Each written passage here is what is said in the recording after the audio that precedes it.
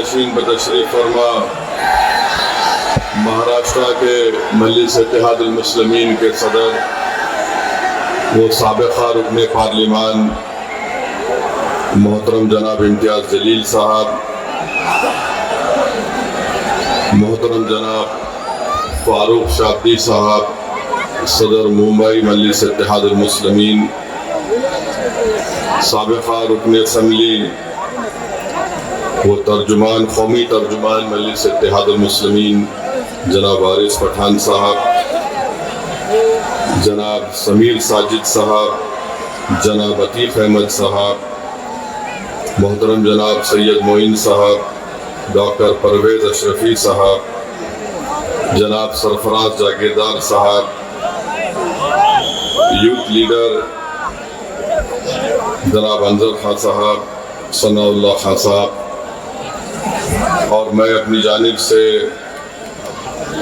मेरे भाई जनाब समद खान साहब का, शहबाज हाजी साहब का, खालिद शेख साहब का और समीर शेख साहब का जो आज मजलिस इत्तेहादुल मुस्लिमीन में शामिल हो रहे हैं, उनका दिल की गहराइयों से उनका खैर मुक़द्दम करता हूँ और मैं अल्लाह से दुआ करता हूँ कि इनकी मजलिस इत्तेहादुल मुस्लिमीन से शमूलियत न सिर्फ मजलिस को मजबूती अता करेगी अहमदनगर में, बल्कि इंशाअल्लाह ताला पूरे अहमदनगर में एक इत्तेहाद की फ़िज़ा और मजबूत होगी।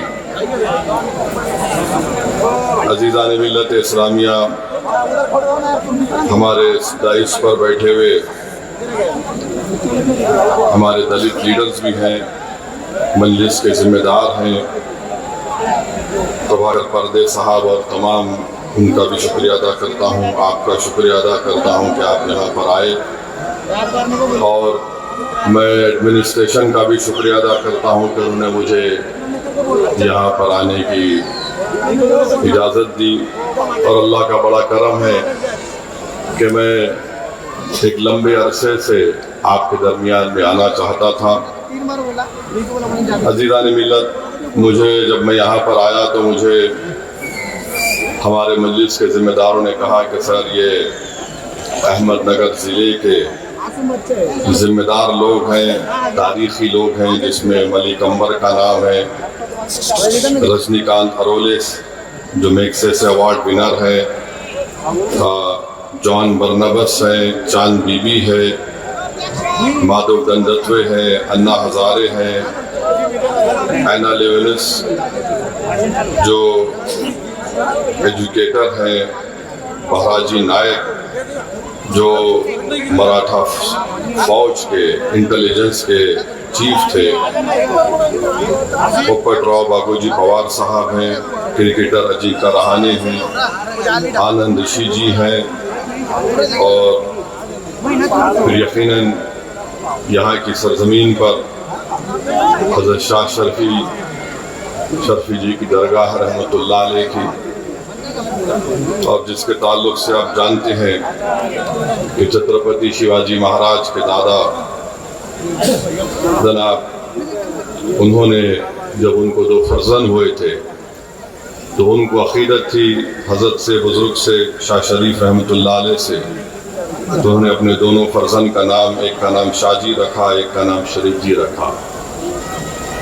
मगर अहमदनगर के नौजवानों को एक और बात बताना चाहता हूँ, ये शहर 3 और लोगों के नाम से भी याद किया जाता है। एक का नाम है नारायण आप्टे, विष्णु करकरे और मदन लाल पाहवा। आप जानते हैं इनका कनेक्शन क्या है अहमदनगर से? कितने लोग नहीं जानते? हाथ उठाओ। दाइस पे आप जानते? तो इनका तारुफ कराता हूँ आपको। जब महात्मा गांधी का कत्ल हुआ था 30 जनवरी को, बापू को उनके जिस्म में 3 गोलियां मारी गई थी, और उन लोगों को जो गिरफ्तार किया गया था और जिनको सजा दी गई थी, उसमें नाथूराम गोडसे थी, फांसी दिया गया। नारायण आप्टे को भी सजा दी गई जो इस शहर का था, और गोपाल गोडसे को जेल में सजा हुई। गोडसे के भाई विष्णु करकरे और मदनलाल पाहवा, तो ये लोग भी अहमदनगर से ताल्लुक रखते थे। कौन? नारायण आप्टे, विष्णु करकरे, मदनलाल पाहवा। तो लोगों, अभी हम इतने लंबी तकरीरें सुन रहा था मैं हमारे साथियों की, वो अपने अपने तरीके से जो लोग अहमदनगर की इस पुरअमन फिजा में अपना जहर उगल रहे हैं, जिनकी तकारीर से हम जानते हैं, मगर ये नई बात नहीं है। नारायण आप्टे कौन थे? महात्मा गांधी के कत्ल का मुल्जिम। विष्णु करकरे नगर का। मदनलाल पाहवा कौन थे? ये जहरीले उस वक्त भी थे। इससे अहमदनगर की पाकी खत्म नहीं होती है, मगर तारीख में अगर हम जाकर देखेंगे तो नारायण आप्टे ने क्या किया था, ये जितने बापू को कत्ल करने के साजिश में एक्यूज थे, ये तमाम के तमाम गंदे किस्म के इंसान थे, बिल्कुल थर्ड रेट। माने नारायण आप्टे ने एक डॉक्टर की बेटी, उसका नाम मनोरमा था, उससे इश्क लड़ाया। यहीं की बच्ची थी, ये फर्गूसन कॉलेज मशहूर पुणे का, वहां से पढ़ के आकर अमेरिकन मिशन स्कूल नगर में पढ़ाता था। कौन? नारायण आप्टे। तो यहां पर इनकी आशिकी हो गई मनोरमा से, और मनोरमा ये समझ रही थी कि नारायण आप्टे मुझसे इतनी मोहब्बत करता है कि मेरे बगैर रह नहीं सकता। वो बंबई, उस वक्त बंबई था, वहां जाकर मनोरमा से मिलते थे, और किरदार का बिल्कुल गंदा आदमी। उसके साथ साथ एक विष्णु करकरे थे। विष्णु करकरे को उनका दोस्त हो गया मदनलाल पाहवा। ये मदनलाल पाहवा उस वक्त मौजूदा पाकिस्तान से भागकर बंबई से नगर को आए थे, और नगर को आकर मदनलाल पाहवा ने उस वक्त के मुसलमान जो फ्रूट्स बेचते थे, मेवा बेचते थे, उनको मारता था और बॉम्ब भी फेंकता था। आपको शिकायत है कि भाई बास सियासी लीडर भी है। आपको जानकर हैरत हो गई कि नारायण आप्टे उस वक्त के अहमदनगर के म्युनिसिपल का इलेक्शन भी जीता था, उस वक्त का इलेक्शन जीता था। अब ये मदनलाल पाहवा क्या किया, औरंगाबाद में एक बहुत बड़ी तवाइफ थी, उसकी बेटी से इश्क करना शुरू कर दिया। मगर वो बच्ची तवाइफ नहीं थी। उसका नाम क्या था? उसका नाम था शिवांती।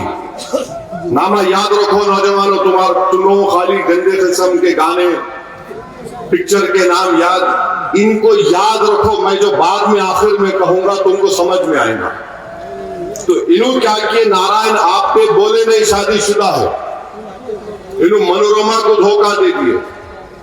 क्या किए? मनोरमा को धोखा दिए, और वो बेचारी मनोरमा एक वक्त सावरकर से भी मिली थी। ये कहीं रंगरलिया मनाने होटल को गए थे नारायण आप्टे और मनोरमा, तो वहां पर सावरकर से मिलकर उसने इस नारायण आप्टे को कहा कि ये तुम इससे मत मिलो, मगर वो मोहब्बत में दीवानी हो गई। बोलते ना मोहब्बत अंधी होती है, ये अंधी हो गई। उसके बाद ये मदनलाल पाहवा यहां पे इसकी दोस्ती हो गई शिवांती से, और आपको जानकर तकलीफ होगी कि शिवांती की उम्र 19 साल की थी, और ये जो नारायण आप्टे की मोहब्बत हुई थी मनोरमा से, उसकी उम्र 16 साल की थी। बहरहाल ये दोनों तीनों निकलकर करकर विष्णु करकरे, नारायण आप्टे मदन लाल पाहवा, ये तीनों मिलकर इनको जाना था दिल्ली। 30 जनवरी के दिन गांधी को गोलियां मारी गई। ये लोग क्या किए, 14 जनवरी को नगर से ट्रेन में बैठे, मगर पाहवा को, यानी ये मदन लाल पाहवा को सर पे मार पड़ा। मैं बोला तुम चलो, मैं बाद में आता हूं। ये चले गए, करकरे चले गए। फिर बाद में नारायण आप्टे जो है दिल्ली पहुंच गया, और नारायण आप्टे ने कहा अपनी महबूबा से, मनोरमा से, देखो मैं जा रहा हूं। मनोरमा के वालिद पुलिस के दवाखाने में डॉक्टर थे, और अगर तुमको मुझसे लव लेटर लिखना है तो मैं जैन साहब का एड्रेस दिए, तुम यहां लिख देना। तो चले गए, दिल्ली चले गए। अब पहले शादीशुदा यहां इश्क लड़ा दिए। दिल्ली पहुंचने के बाद उनके चीचा बोले, मियां तुम्हारे से एक बच्ची है, तुम शादी करते क्या? बोले फौरन कर दो, बताओ देख तो जाके। तो नारायण आप्टे जो है वहां चले गए। वो बेचारी खत लिख रही, तुम आ जाओ वापिस। सुनो, वहां चले गए। मदन लाल पाहवा क्या करे, दो सर को मार पड़ा बोल के फिर उन्होंने उर्दू में बोलते ना अपना मुंह काला करे शिवांती से। उसके बाद ये तीनों मिलके गए बापू को मारने के लिए, और जाने के बाद मदन लाल पाहवा की जिम्मेदारी क्या थी कि तू कॉटन बॉम्ब फोड़ना है, मारे धमाका होना, आवाज आना।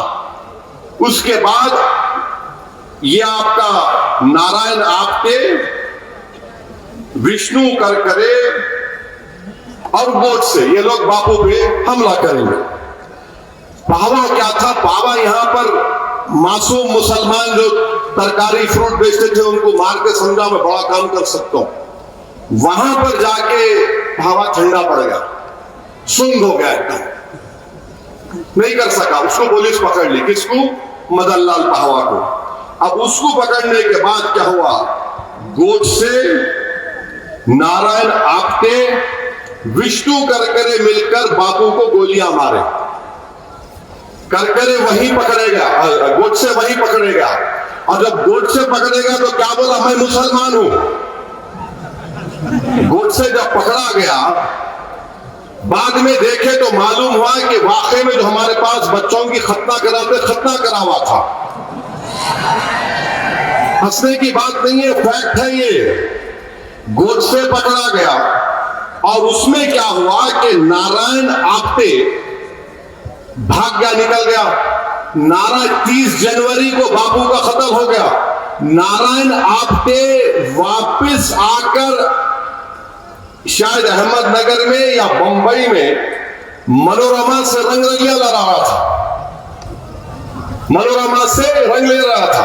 तो ये जो विष्णु करकरे पकड़ा गया, गोडसे पकड़ा गया, उनसे पूछे तेरे साथ और कौन है, नाम बता। तो उसने बोल दिया कि भाई वो, इसका नाम नारायण आप्टे है, और वो एक मनोरमा लड़की से मोहब्बत करता था। तो पुलिस क्या करी, अच्छी पुलिस थी उस जमाने की, बहुत अच्छी थी, उनका कोई कंपैरिजन नहीं है, वैसी पुलिस नहीं थी। आज तो खैर माशाल्लाह कोई बात नहीं।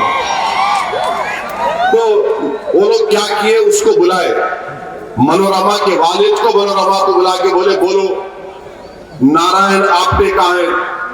उन्हें परेशान, बापू को कत्ल करके आके मेरे से रंग लिया मरा। बोले देखो, ये यहां पर इस हॉस्टल में उसका फोन आता है, वहां पर अब तो पुलिस उस वक्त बैठी, सुन लिए, पकड़ लिया आप्टे को। देखो पूरा उसमें खत लिखा, आप्टे को पकड़ लिए। ये है लोगों का ताल्लुक। आपको मालूम कि उसके बाद क्या हुआ, वो बच्ची मनोरमा चंद साल में मर गई इस गम में कि इन्हें शादीशुदा था, मेरा इस्तेसाल किया, एक्सप्लॉयटेशन किया, और फिर दिल्ली में जब बापू को मारने से पहले 2 दिन थे तो जाकर बच्ची को देख के आया, मैं इससे शादी करता हूं। ये जो था आपका मदनलाल पहवा, शिवांती का क्या हुआ? शिवांती जो है वापस जिस्म फरोशी करने भी चले गए, इसके गम में कि इसने धोखा दिया अमेरिका। और शिवांती मरी कब मरी? 1988 में शिवांती का इंतकाल हुआ। और ये जालिम मदनलाल पहवा को 64 में सजा हुई। बाहर निकल के आया तो नाथूराम गोडसे के भाई गोपाल गोडसे ने उसकी शादी करा दी। आप समझे? ये जहरीले लोग हैं। ये लोग समझा नहीं सके बराबर, आपको मैं समझा रहा हूं। तो ये लोग अपने जिससे मोहब्बत का दावा करते उसको धोखा देते ये लोग, समझे आप? तो अब जो इनको रख के पाल रहे, बाबू होशियार रहो, जो इनको अब रख के बड़ा समझ रहे ना कि मेरा चाहने वाला है, ये किसके भी नहीं हो सकते। उस बच्ची की जिंदगी तबाह कर दिए। वो बच्ची जिस्म फरोशी पे चले गई, शिवांती। और आज आपको मैं बता रहा हूं, यही जहन आज हमारे भारत में है। नारायण आप्टे मर गया, फांसी हो गई, गोडसे मर गया, फांसी हो गई। मगर याद रखो वो जो जहर है ना, वो आज भी है। और ये गोडसे के ताल्लुक से हिंदुत्व की ताकतें बड़ा उसको बहादुर समझती। कितना बहादुर था मैं बोलता हूं आपको। गोडसे एक बार बीमार पड़ा तो अस्पताल में डाल दिए। अपने अतराफ में 3-4 नर्सेस को देखा गोडसे, इतना डर गया क्योंकि वो दवाखाने में बीमार को तो कपड़े उतार के एप्रन पहनाते रहा। तो गोडसे वो कपड़े पहन के भाग गया। नहीं, ये है गोडसे, ये है नारायण आप्टे, ये है विष्णु करकरे, ये है आपका मदनलाल पहवा।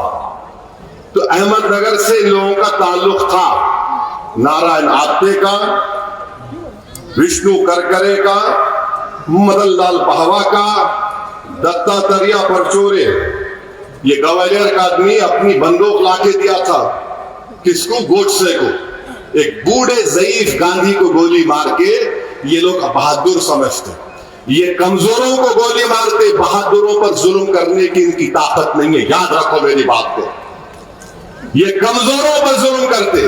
80 साल के बूढ़े को मारकर तुमने क्या हासिल किया? तुमने बहुत बड़ा काम किया क्या? तुमने ऐसे बड़े आदमी को। अच्छा हाँ, और एक चीज, अहमदनगर इसलिए भी मशहूर है कि यहां की जेल में नेहरू थे। नेहरू ने जेल में बैठकर डिस्कवरी ऑफ इंडिया को लिखा था। ये अहमदनगर की तारीख है, ये अच्छा भी है और ऐसे जहरीले भी थे। तो मैं आपको बताना चाह रहा हूं कि ये पस मंजर दिखाना जरूरी था ताकि आपको मालूम हुआ, नौजवानों को मालूम हो जाए। बीजेपी को याद है मगर बीजेपी भूल जाती, आरएसएस को पूरा याद है मगर उन्होंने भगवत दूसरी तरह बात करते।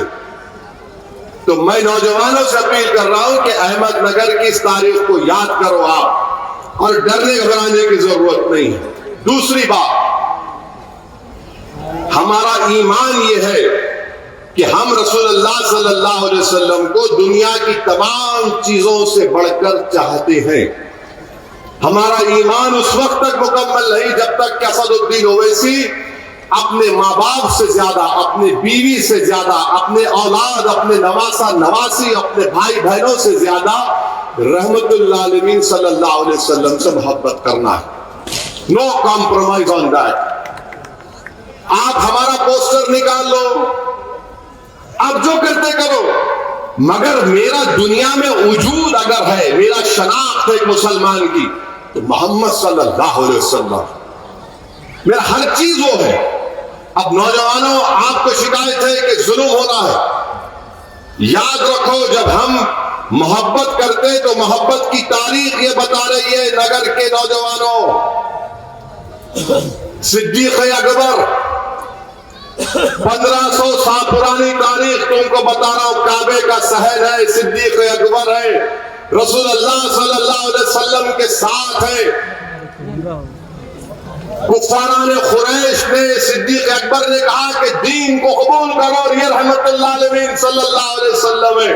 तो कुफारान खुरैश ने सिद्दीक अकबर को इतना मारा कि बाज़ रिवायतों में आया कि एक शख्स जो उद्बा बिन राबिया नाम था, वो तो अपना जूता निकाल कर, तो जब सिद्दीक अकबर बेहोश हो गए, अबू बकर सिद्दीक रज़ी अल्लाह ताला अन्हु, तो लोग ये देख रहे थे कि उनके चेहरे को देखकर ये नहीं कह सकते थे कि उनकी नाक कहाँ है, नाक पीछे है या आंख पीछे या सामने।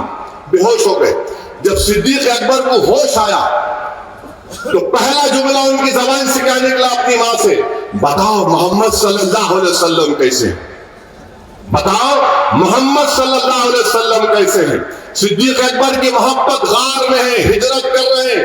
गार में सिद्दीक अकबर चले गए, बोले रसूल अल्लाह ठहरिए। अंदर गए, गार को साफ किया, सब सुराखों में पत्थर लगाए, बोले आकाए दो आलम आप अंदर आइए। एक सुराख दिखा, अपना पैर रख दिया, सांप था, सांप दस दिया। सिद्दीक अकबर के आंख में आंसू आए, आंसू गिरना शुरू हो गए। रसूल अल्लाह सल्लल्लाहु अलैहि वसल्लम ने पूछा सिद्दीक अकबर से, अबू बकर क्या बात है? कहा रसूल अल्लाह सांप ने मुझे डस लिया। सिद्दीक अकबर नहीं चाहते थे कि आकाए दो आलम सल्लल्लाहु अलैहि वसल्लम को कुछ तकलीफ हो। रसूलुल्लाह सल्लल्लाहु अलैहि वसल्लम ने लाब दहन लाया और सिद्दीक अकबर को शिफा हो। अब नौजवानों तुम्हारे से एक सवाल है, 7वां आदमी कौन था जो इस्लाम कबूल किया? बताओ। इस पूरे मजमे में पूछो, मैं यहीं पर 5,000 रुपए देके जाता हूं। 7वां आदमी कौन था जिसने इस्लाम को कबूल किया था? किसको मालूम? बगैर फोन में हजरत गूगल को देखे बोलना, जाके करेंगे। उनका नाम हजरत बिलाल था। हजरत बिलाल अबिसिनिया के थे। आज हमारे पास क्या है, बच्चे की शादी करने जाते, बच्ची गोरी है, कितना रंग साफ है उसका, बच्ची गोरी होना। हजरत बिलाल स्लेव थे, गुलाम थे। इतना जुल्म होता था उनके ऊपर कि उनके पीठ पर गरम रेत पर लिटाकर गरम गरम पत्थर हजरत बिलाल के सीने पर रख दिए जाते और बोलते बिलाल छोड़ दे इस्लाम को। तो पुकारते थे बिलाल क्या, अहद अहद अहद, यानी अल्लाह एक है। रसूलुल्लाह सल्लल्लाहु अलैहि वसल्लम सामने से गए और कहा बिलाल सबर करो।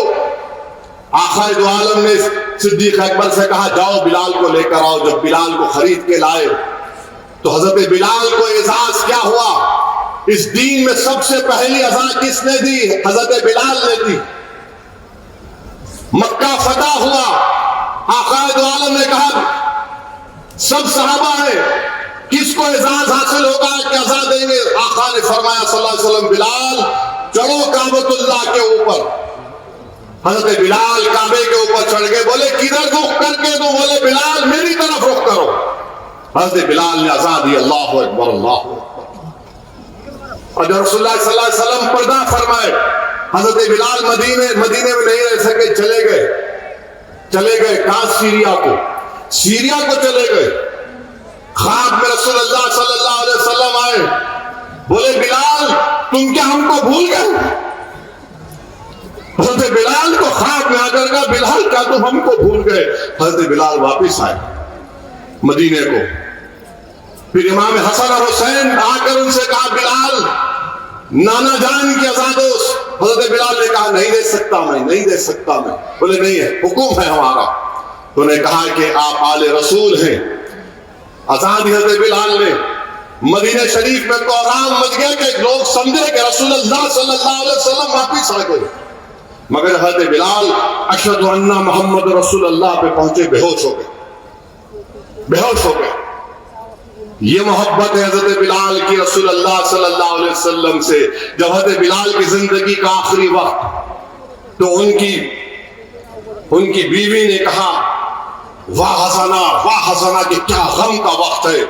तो हजरत बिलाल ने कहा वाह तराबा, क्या खुशी का वक्त है। बीवी बोल रही है गम का वक्त है, बिलाल कह रहे वाह तराबा। बोले क्यों कह रहे? बोले रसूलुल्लाह सल्लल्लाहु अलैहि वसल्लम से मुलाकात का वक्त है। तो कभी भी मौत से डरना नहीं। रसूलुल्लाह सल्लल्लाहु अलैहि वसल्लम से मुलाकात का वक्त है नौजवानों। क्या तुम जानते खुबैब बिन अदी कौन थे? सहाबी रसूल है। पकड़ लिए उनको कुफारान कुरैश स्लेब पर माने क्रॉस पर लटका दिए। कोई चाकू मारता, कोई छुरी मारता, और किसी कहने वाले ने कहा कि अरे खुबैब का अच्छा होता है कि तुम्हारी जगह पर रसूलुल्लाह सल्लल्लाहु अलैहि वसल्लम और तुम घर में आराम से बैठो। हज़रत खुबैब ने कहा खुदा की कसम नहीं, मैं सब कुछ कुर्बान कर दूंगा मगर मेरे आका दो आलम सल्लल्लाहु अलैहि वसल्लम के जिस्म मुबारक में एक कांटा भी चुभता नहीं देख सकता। जब उनको फांसी की सजा दी जा रही थी तो हजरत खुबैब बिन अदी ने कहा कि जालिमों, मुझे 2 रकात नमाज पढ़ने दो। ये 2 रकात नमाज मौत से पहले ही हजरत खुबैब बिन अदी की है। नौजवानों 2 रकात नमाज पढ़े और नमाज पढ़ के दुआ करे, अल्लाह मैं तेरे से शिकायत कर रहा हूं, मैं तुझसे शिकायत कर रहा हूं मौला, मेरा ईमान खत्म नहीं होना, मैं दीन पर मरना, या अल्लाह मुझे दीन पर मरने दे। मौत सामने अमर दुआ क्या कर रहे, शिकायत कर अल्लाह से। और फिर क्या कहा, अल्लाह जो आज मुझे लोग मार रहे, अल्लाह तू उनको चुन चुन कर तुमसे बदला ले। तो जो लोग आज जुल्म कर रहे, हज़रत खुबैब बिन अदी की रूह पुकार कर कह रही है कि जो लोग आज हम पर जुल्म कर रहे, हम कमजोर समझ लेना, अल्लाह हमारा बदला लेगा इंशाअल्लाह ताला। तुम बेजुबान हमको समझ कर मार रहे हो, तुम कमजोर समझकर हमारे घरों को तोड़ रहे हो, तुम हमको पीट रहे हो, नौजवानों की जवानी को जेल में डालकर बर्बाद कर रहे हो, अल्लाह बदला लेगा, हम कुछ नहीं करेंगे इंशाअल्लाह। मेरे अजीज दोस्तों और बुजुर्गों, हौसलों को बुलंद रखो। जब खुबैब बिन अदी पर जुल्म होता था तो एक सहाबी रसूल थे, सईद बिन अमीर का नाम था, वो सीरिया के गवर्नर बन गए। तो रातों में बाज़ वक़्त तो बेहोश हो जाते। फारूक आजम खलीफा थे, उनसे पूछा कि सईद बिन अमीर क्या है? बोले मैं उस वक्त खुबैब बिन अदी के पर जुल्म किया जाता था, देखता हूं तो बेहोश हो जाता हूं। तो तुम समझ रहे अल्लाह नहीं देख रहा है? और आप हम समझ अल्लाह देख रहा मेरे भाई, अल्लाह सब कुछ करने वाला है। और अगर तुम्हारे दिल में जरा सा भी ये ख्याल पैदा है, यार बड़ी बेबसी है यार, बड़ी बेबसी है यार, क्या हो रहा है ये? मेरे दोस्त, गज़ा को याद करो, 65,000 शहीद हो गए। कितने? 65,000 गज़ा में शहीद हो गए। और क्या बोल रहे हैं? मरने को तैयार है मगर जालिम के आगे झुकने को तैयार नहीं। गज़ा की माए अपने बच्चों को उठा कर कह रही है कि बेटा जा, बेटी जा। जब रसूलुल्लाह सल्लल्लाहु अलैहि वसल्लम के पास जा तो जाकर शिकायत करना कि दुनिया अंधी हो चुकी थी, हमारे कत्ल को नहीं देख रही थी। बाप नौजवान बच्चे की लाश की तरफ देखकर कह रहा है बेटा जा, रसूलुल्लाह सल्लल्लाहु अलैहि वसल्लम को मेरा सलाम कहना और कहना कि मैंने अपने बेटे को कुर्बान कर दिया। मौजूदा दुनिया में अगर करबला की तारीख कहीं पर दोहराई जा रही है तो गज़ा में दोहराई जा रही है। मेरे अजीज दोस्तों और बुजुर्गों, हिम्मतों को बुलंद रखो। ये दुनिया दारुल अमल है, ये जन्नत नहीं है, दारुल अमल है। ये अमल करना है नौजवानों, हिम्मत से काम करना है। हौसलों को बुलंद रखो। लाख मसाइब और मुश्किलात आ जाए, तुम्हारी ताकत तुम्हारा इत्तेहाद है। अहमदनगर के लोगों, अपने इत्तेहाद को टूटने मत दो। ये सब कोशिशें क्या की जा रही है कि तुमको एक मोतिया पुरो देना, मोतिया को उस तरह तुम्हारे को तोड़ के बिखर दिया जाए। तुम मुत्तहिद रहो, अल्लाह इंशाअल्लाह ताला हमारा हामी और नासिर है। हमेशा याद रखो, हमेशा याद रखो, अल्लाह हमारे लिए काफी है। हस्बुनल्लाहु निअमल वकील, हस्बुनल्लाहु निअमल वकील। इस चीज को अपने दिलों में बिठा लो नौजवानों। और रसूलुल्लाह सल्लल्लाहु अलैहि वसल्लम से जब मोहब्बत का दावा कर रहे तो मस्जिदों को आबाद रखो, अपने माँ बाप से अच्छा सलूक करो, अपनी बीवियों पर हाथ नहीं उठाना। अगर बीवी गुस्सा भी करती तो मेरी शादी हो गई करीब 30 साल हो गए।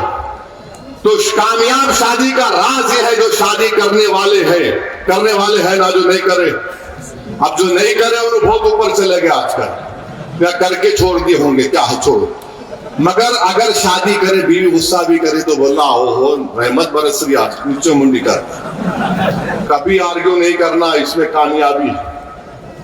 अपनी माओं पर रहम करो, अपने ज़ईफ माँ बाप पर रहम करो, इस माशरे की बुराइयों का खात्मा करो, पड़ोसियों पर रहम करो, चाहे तुम्हारा पड़ोसी हिंदू हो, मुसलमान हो, सिख हो।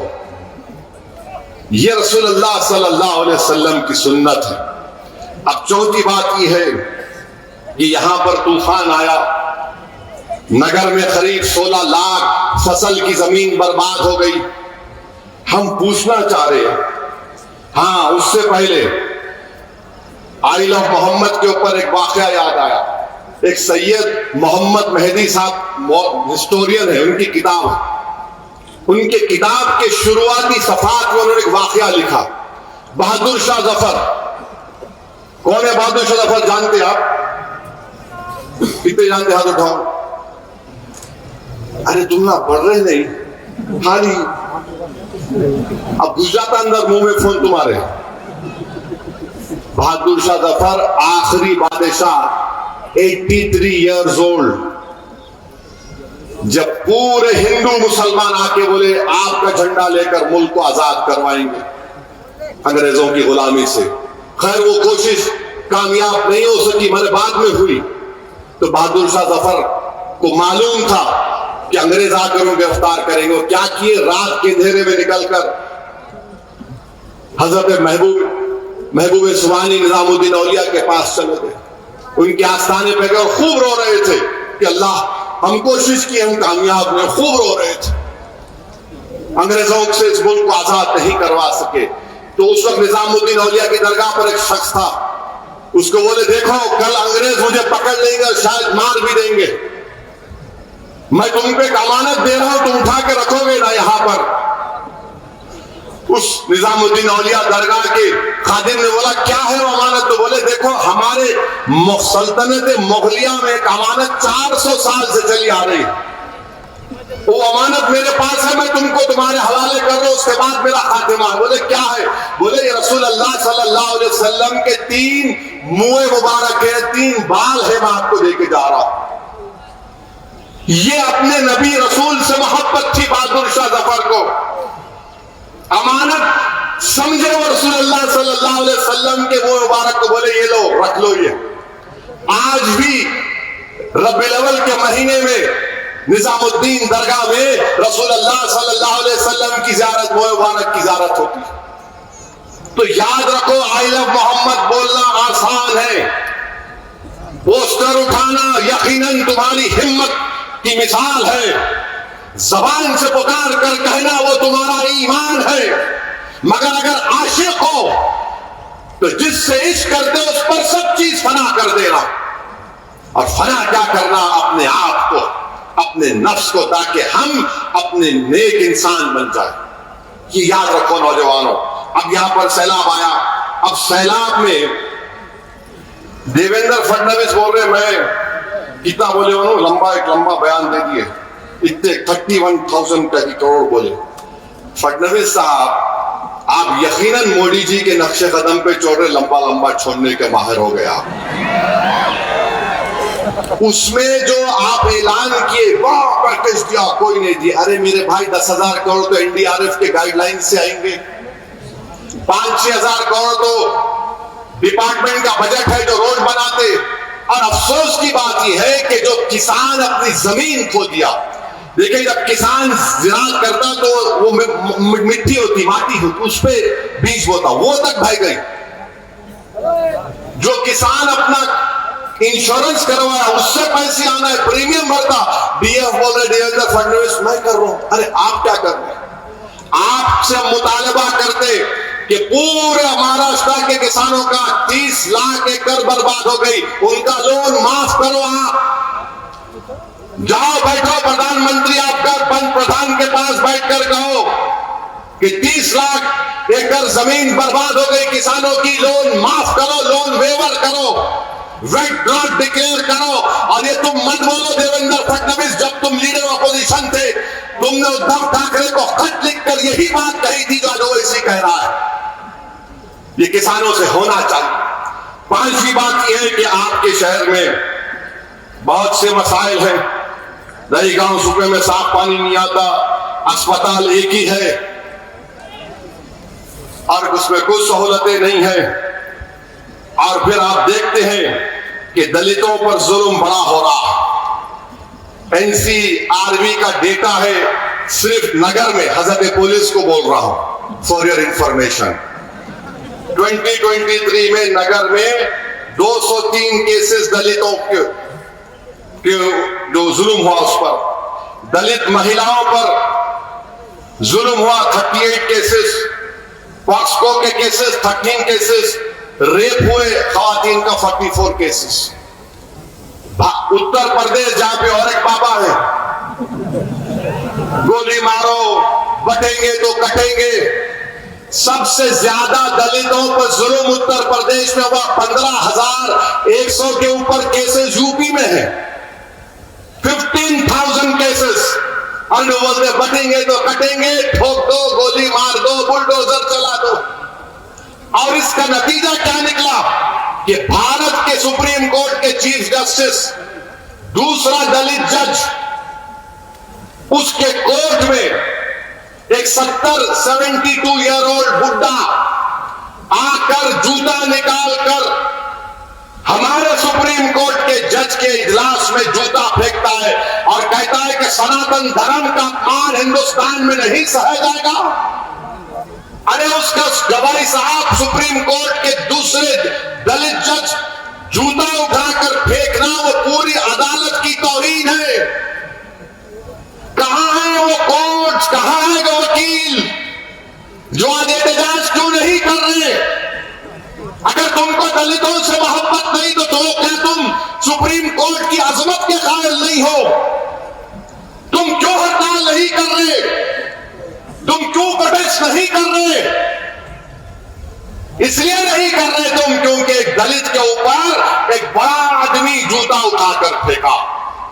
और ये चीफ जस्टिस के पिताजी जब बाबा साहेब अंबेडकर हिंदू धर्म को छोड़कर बुद्धिस्ट धर्म को इख्तियार कर रहे थे तो उनके वालिद वहां पर मौजूद थे।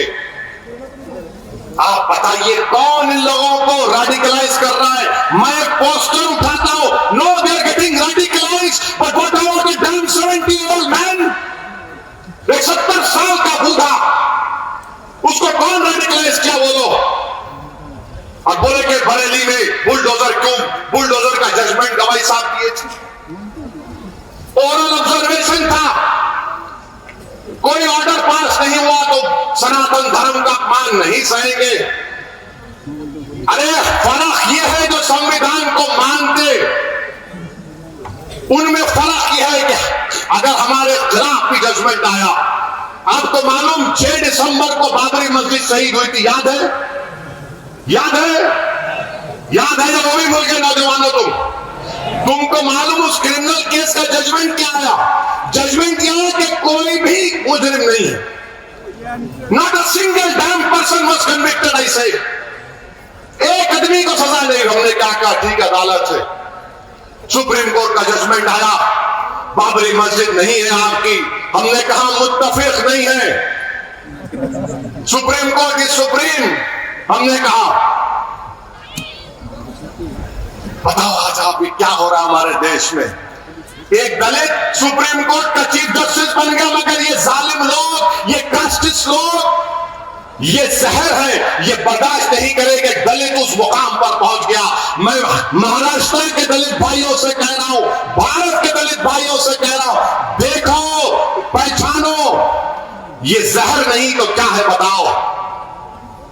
और मोहन भगवत बोलते हैं हम कास्टिज्म को खत्म कर देंगे। अरे मोहन भगवत, आप तो मुंह नहीं खोले।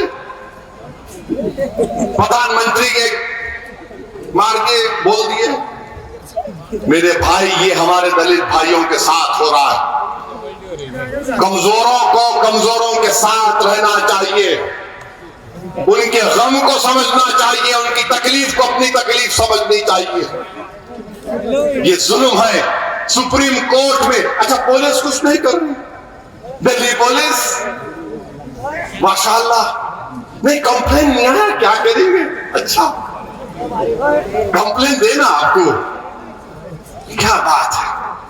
अब फिर आप आ जाइए मुद्दे पे कि यहां पर मैं आया, पिछले बार हम क्यों नहीं आए? इसलिए नहीं आए क्योंकि यहां पर छोटा सा वाकया हुआ, पुलिस को बोली आ जाओ, मैं बोला नहीं, बच्चे गिरफ्तार हुए, उनके माँ बाप तकलीफ में होंगे, शहर को पुरअमन रखना है, मैं जलसा बात में करूंगा। इम्तियाज जलील साहब, हमारे रुकने बल्दिया साहब नाराज भी हो गए, क्या असद भाई टाइम लेके नहीं आए। मैंने कहा नहीं, शहर का अमन हमारे लिए सबसे बड़ी चीज है, आज जलसा करने आया तो कोई परेशानी की बात नहीं है। मैं आपसे वादा करके जा रहा हूं, इंशाअल्लाह ताला दोबारा जब इलेक्शन में आऊंगा तो मुकुंदा नगर में पदयात्रा करूंगा, घर घर जाके तुम लोगों से मिलूंगा इंशाअल्लाह ताला, हर गली कूचों में जाऊंगा। तुम्हारा घर मेरा घर है, मेरा भी तुम पे उतना हक है, मैं आपके पास वारा आऊंगा। और ये लोग ये सब बड़ी बड़ी बातें करते, भाई फिक्र मत करो, मैं सुन सुन के कान पक गए मेरे। दूल्हा जब आता देखो शादी खाने पे, तो आप लोग धिंगाना पकड़ते, धिंगाना मालूम क्या था? धिंगाना पैसे दो बोलते देखो, तो दूल्हा आया तो होता धिंगाना दो, धिंगाना दो, दूल्हा आ गया, चलते रहता है। फिक्र मत करो, नजर अपनी आगे रखो, ये छोटे छोटे चीजों पर अपने को नजर डालना नहीं। और मैं पुलिस को पूछना चाह रहा हूं, आपका इख्तियार है, आप BNSS में मेरे को नोटिस दिए, शायद पुलिस को नहीं मालूम कि जब ये बिल BNSS का पास हो रहा था, सेक्शन 168 पे मेरी तकरीर है, 35 मिनट्स में पार्लियामेंट में, इतना लंबा बोला, इम्तियाज जलील बैठे हुए थे, 35 मिनट्स में बोला। और उस वक्त में बोला था कि रूलेट एक्ट है, अगर गांधी जिंदा होते, भगत सिंह जिंदा होते तो उस कानून के खिलाफ खड़े हो जाते नए BNSS पर। आप मेरे को नोटिस दिए, क्या है ये? आपको लगता है कि मेरे को भारत से मोहब्बत नहीं है, सिर्फ आपके जो पॉलिटिकल मास्टर्स है बोल दिया आप सुन लेंगे। जो ऑपरेशन सिंदूर के बाद भारत का ग्रुप गया था, वो मैं भी गया था, बहरीन में गए थे, बहरीन में एक थिंक टैंक है, आप बोल रहा हूं सुनो, थिंक टैंक बड़ा थिंक टैंक है, वहां पर बैठे हुए अरब ने कहा कि भारत ने फलस्तीन पर अपना पॉलिसी बदल दी, ये कैसे हुआ? हमारे ग्रुप लीडर मेरी तरफ देखे, मेरा ठहरो बोलता हूं मैंने उनसे पूछा कि हम भारत में बैठ के आपसे पूछना चाह रहे, आप तो पड़ोस में हैं, हम तो दूर हैं, आप क्या कर रहे हैं? आप तो बिल्कुल 40 मिनट्स का भी फ्लाइट नहीं है आपको, लोग भूखे मर रहे, आप क्या कर रहे? फिर उसने चिढ़ के बोला, वो मेरे को थिंक टैंक का professor, what is it that you have done? मैंने हम तो पहले रहे, आज भी हम फलस्तीनियों का एड का बजट हमारे पास है। खामोश हो गया वो बेचारा, परेशान हो गया। अरे मैं वहां जाके बोला, भारत की मोहब्बत में, किसी वजीर आजम की मोहब्बत में कभी ना बोलूंगा इंशाअल्लाह ताला। भारत की मोहब्बत में आप मेरे को नोटिस दे रहे, बकवास लिख रहे इसमें, आप क्या बकवास है ये? अच्छा, ये आखिर मेरे से इतनी मोहब्बत क्यों? मैं 56 इयर्स का हो गया, दाढ़ी वाइट हो गई। Why do you only love me? I love Muhammad sallallahu alaihi wasallam. That is a fact. No, मेरे से अच्छा कोई शरद पवार की पार्टी का लेटर नहीं, अजित पवार का पार्टी का लेटर नहीं, उद्धव ठाकरे का पार्टी का लीडर आया नहीं, शिंदे का पार्टी का लीडर आया नहीं, बीजेपी का आया नहीं, कांग्रेस का आया नहीं, RSS का आया नहीं, गौरक्षकों का आया नहीं, मगर हम आते की नजर आता, ओहो मियां भाई आ गए। तो मालूम हुआ, पुलिस को भी मालूम कि एक ही मर्द है, बाकी क्या है I don't know, you know I don't know. Letter लिख रहे, ये लेटर दिए, मैं लाओ, मैं क्या लिखा उसे पढ़ के सुना रहा हूं मैं आपको, इंग्लिश में बोला मैं। बाज लोग समझते दाढ़ी टोपी, इन्हें नहीं बोल सकता इंग्लिश में। अल्लाह के करम से मेरे माँ बाप ने रसूलुल्लाह सल्लल्लाहु अलैहि वसल्लम के सदक़े तुफ़ैल में मेरे को पढ़ाया, मैं जाके पढ़ा, बहुत मुसीबत उठाया के पढ़ा, मैं अंग्रेजी में लिखा। I am of the opinion that this notice that is given to me as a 5-time member of parliament is a grave violation of Article 19, Article 25 of the Indian Constitution. This is a violation of fundamental rights. These notices are exclusively given to me only, not to other leaders, political parties like BJP, Shiv Sena, both NCP, both Congress. This shows the bias and discriminatory attitude of the government. I reject it. मैंने कहा reject it. आप ये खामखा love letter दे रहे मेरे को, मैं क्या करूंगा उसको, करूंगा क्या करूं बोलो, तो समझ में नहीं आता। ये आप लोग ऐसा करके अपने विखार को कम कर ले रहे जनता के दरमियान में। बच्चा मैं पूछा, अगर मैं पूछूंगा ऐसे, ये नोटिस किसी नेता को दी जाती का बोलो आप, देखो I know I am the only मर्द। और तुम याद रखो, मैं दुश्मन था हमेशा नाथूराम गुडसे की आइडियोलॉजी का दुश्मन रहूंगा, नारायण आपते विकास पावा और वो करेगा। मेरे अजीज दोस्तों और बुजुर्गों, हम भारत के प्रधानमंत्री को भी बोल रहे हैं, कितने 5 मिनट है अभी,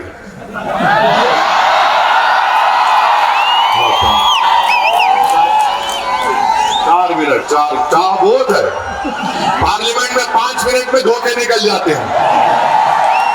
हम प्राइम मिनिस्टर को बोले, प्राइम मिनिस्टर आज डोनाल्ड ट्रंप को मुबारकबाद दिए और नेतन्याहू की लीडरशिप की तारीफ करे।